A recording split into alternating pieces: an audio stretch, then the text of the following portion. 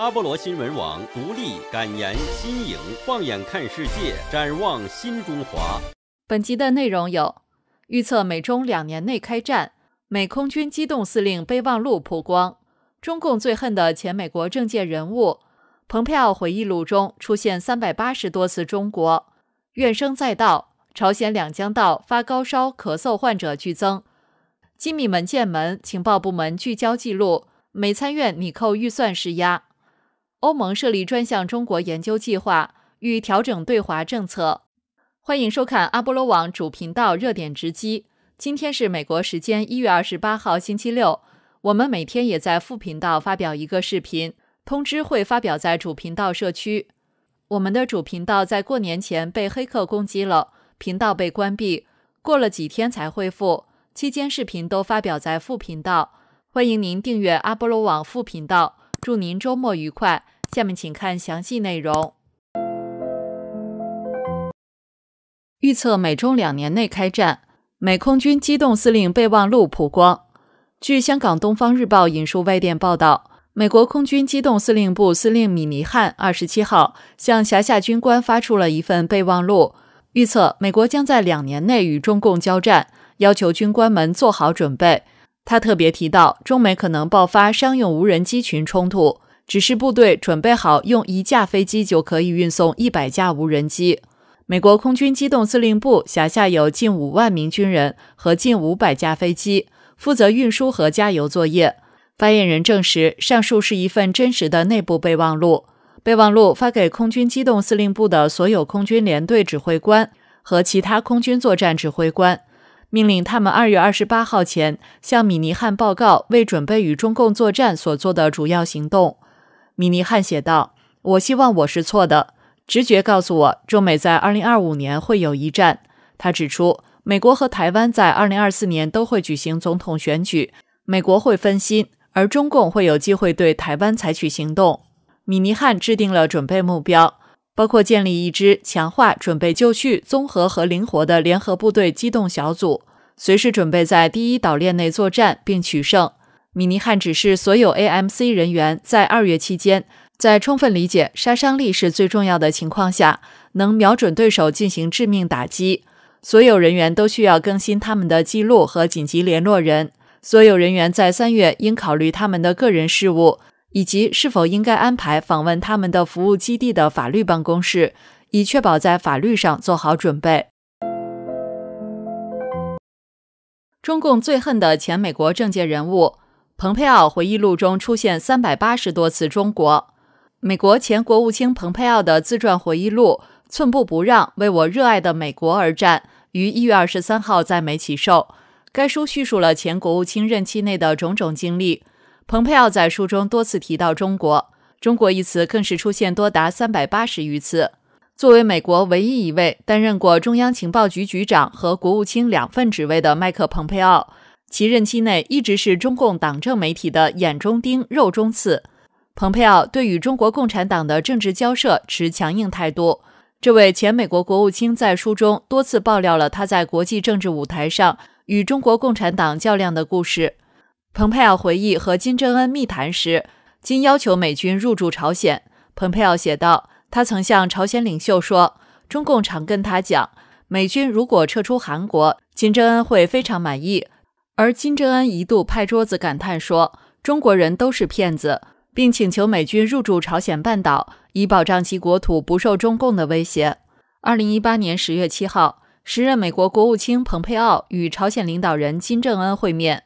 蓬佩奥在书中还提到中印关系。自2020年6月，中国解放军在中印边界殴打致死20名印度士兵后，印度国民对此反应强烈，并要求其政府改变对中态度。他还写道，印度本一直在国际政治关系中独树一帜，但在经历了中国政府的激进外交手段后，被迫加入四方安全对话组织。该国际组织由已去世的前日本首相安倍晋三于2007年联合创立，其现阶段成员国包括美国、日本、印度和澳大利亚。该组织强调构造自由开放的印度太平洋地区，以应对中共的日益威慑。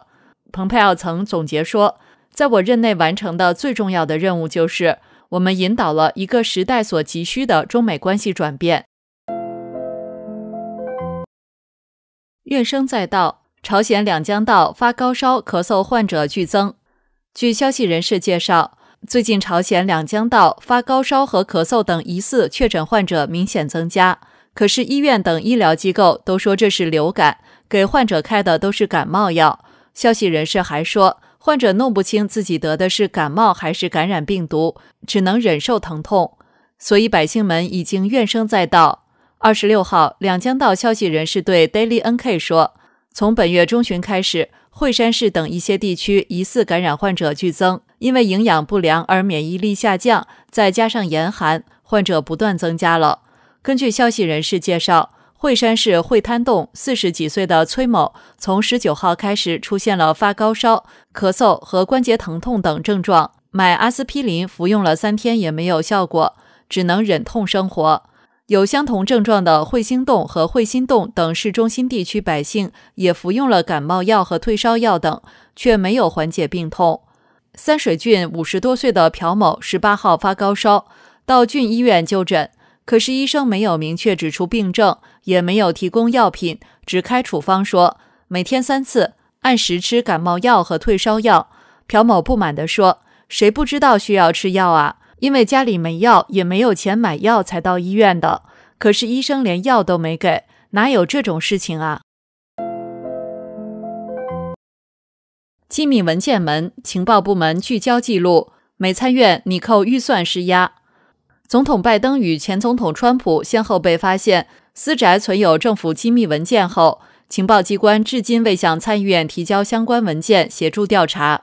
华尔街日报报道，自从司法部委任2名特别检察官，分别监督拜登与川普的文件调查之后，参院情报委员会至今未能索取相关记录，无法评估涉案文件是否会影响国家安全，以及国会是否需要立法防范日后发生同类事件。民主共和两党议员均对目前的情况大感不满，其中情报委员会的民主党籍主席华纳说，不容现状继续。委员会成员金格则说，同僚之间正积极讨论这个问题，希望下周可以找出解决方案。委员会内部意见一致，两党成员均认为需要审视有关文件。另一名民主党籍成员怀登也说，两宗案件事关重大，委员会应该审阅文件。据悉，参院其中一个对策是援引国家安全法，禁止情报机关在本财年度重新调配拨款。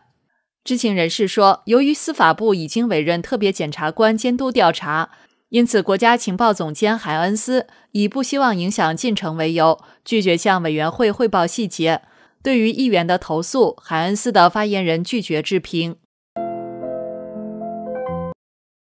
欧盟设立专项中国研究计划，欲调整对华政策。1月26号，欧盟执委会在其官网宣布，将设立专项中国研究计划，向全球各国学者开放，提供6到12个月的研究经费，资助全球智库和大学对中国各领域的研究。欧盟执委会说，本计划的目的在于通过集结全球政策为导向的研究者力量，对中国各方面深入研究，为理解中国和深入了解中国政府的各项政策提供帮助。另外，欧盟执委会网站还表示，这一专项研究计划将交由执委会主席冯德莱恩任内设置的顾问单位激发辩论参与和加速行动，简称 IDEA 执行。这个单位将提供执委会主席关于优先核心事务的想法与建议，包括地缘政治议题的构想和方案。据台湾中央社报道，在26号的新闻简报会上，有中国记者询问欧盟成立针对中国研究计划的动机。执委会发言人说，中国对欧盟很重要，是欧盟的伙伴和竞争者，因此进行研究是很合理的事。感谢朋友们对我们的赞助支持和转发，欢迎您订阅我们的副频道并打开小铃铛，选全部。再会。